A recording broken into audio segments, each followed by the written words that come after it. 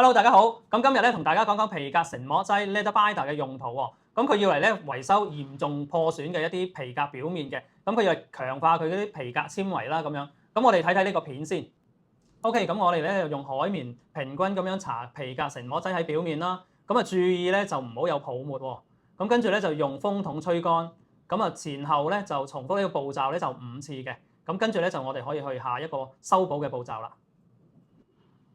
同大家咧舉一個例子嘅，咁嗱呢個咧就係一個梳化咧割出嚟嘅一個皮啦，咁啊好耐㗎啦，咁啊坐到你見到咧好多龜裂啦，好多磨損嘅，咁啊呢啲地方磨損嘅地方咧，嗰啲皮革纖維咧就已經突出晒㗎啦，咁啊已經鬆咗啦皮革纖維，咁啊呢啲情況就話一定要用皮革成膜劑啦，令到佢嘅皮革咧就加強翻嘅。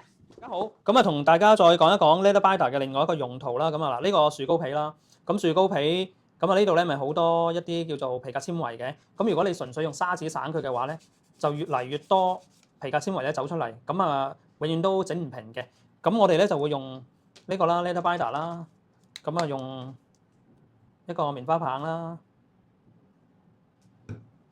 咁啊油落去嘅，咁啊令到佢吸收，咁啊吸收咗之後咧，咁就可以用一個叫做呢個啦。